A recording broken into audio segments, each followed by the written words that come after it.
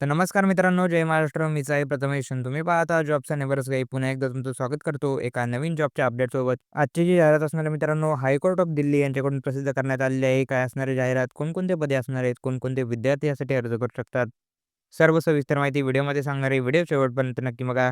यामध्ये मित्रांनो पद जे असणार आहे ते असणार आहे ज्युनियर ज्युडिशियल असिस्टंट किंवा रजिस्ट्रार या पदासाठी ऑनलाईन ॲप्लिकेशनला सुरुवात झालेली आहे. तर चला पदाबाबत सविस्तर माहिती बघूया. यामध्ये टोटल जे पदे असणार आहेत मित्रांनो, 152 हे टोटल पदे यामध्ये असणार आहेत. त्याआधी मित्रांनो, चॅनलवरती नवीन असाल तर चॅनलला सबस्क्राईब करायला विसरू नका. आपल्या चॅनलवरती रोज तुम्हाला डेली एका नवीन जॉबची अपडेट तुमच्यापर्यंत पोहोचवली जाते. त्याचबरोबर 152 पदासह इथे कॅटेगरी वाईज पदांचे विश्लेषण दिले आहे.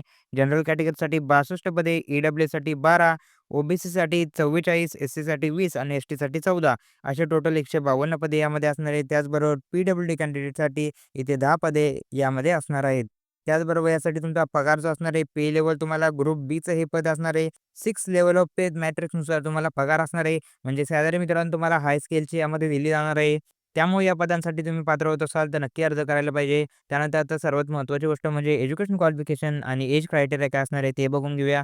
एज्युकेशन क्वालिफिकेशन बघा इथे graduate from the recognized university. त्याचबरोबर having typing speed not less than 35 words per minute in computer. म्हणजे तुमच्याकडे कोणत्याही शाखेची पदवी असेल तर तुम्ही यासाठी अर्ज करू शकता. त्याचबरोबर तुम्हाला टायपिंग स्पीड यामध्ये लागणार आहे 35 वर्ड्स पर मिनिट यापेक्षा कमी तुमचा टायपिंग स्पीड नसावा.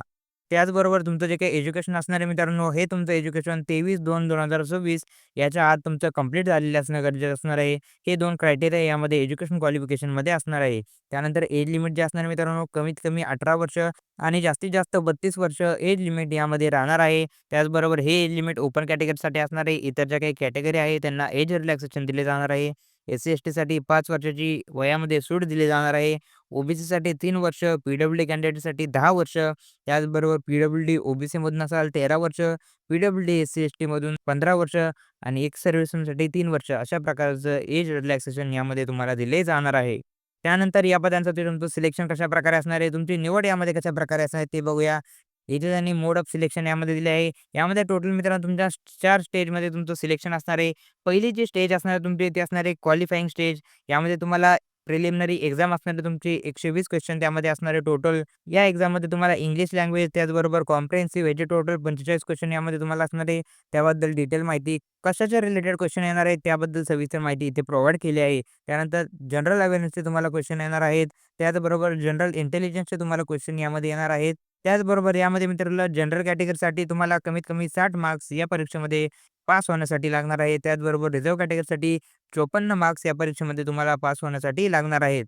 त्यानंतर यामध्ये दुसरी जी स्टेज असणार आहे, दुसऱ्या स्टेजमध्ये तुमची मेन्स डिस्क्रिप्टिव्ह एक्झामिनेशन यामध्ये असणार आहे. डिस्क्रिप्टिव्ह एक्झामिनेशनमध्ये तुम्हाला पार्ट 1, पार्ट 2 असणार आहे. पार्ट एमध्ये तुम्हाला एस्से रायटिंग यामध्ये असणार आहे आणि पार्ट बीमध्ये तुमचं ग्रामर चेक केलं जाणार आहे. त्याचबरोबर ट्रान्सलेशन तुम्हाला यामध्ये असणार आहे. त्यानंतर मित्रांनो तिसरी जी स्टेज असणार आहे ते असणार आहे क्वालिफायिंग स्टेज असणार आहे. यासाठी टायपिंग स्पीड तुमचं चेक केलं जाणार आहे. 35 वर्ड्स पर मिनिटचं टायपिंग स्पीड तुमचं कॉम्प्युटरवरती असणे गरजेचं असणार आहे. ते तुमचं या टेस्टमध्ये चेक केले जाणार आहे. त्यानंतर चौथी आणि फायनल स्टेज जे असणार आहे मित्रांनो, यामध्ये तुमचा इंटरव्ह्यू असणार आहे. इंटरव्ह्यूचे मॅक्सिमम मार्क्स 15 मार्कांचा मॅक्सिमम इंटरव्ह्यू तुमचा यामध्ये असणार आहे.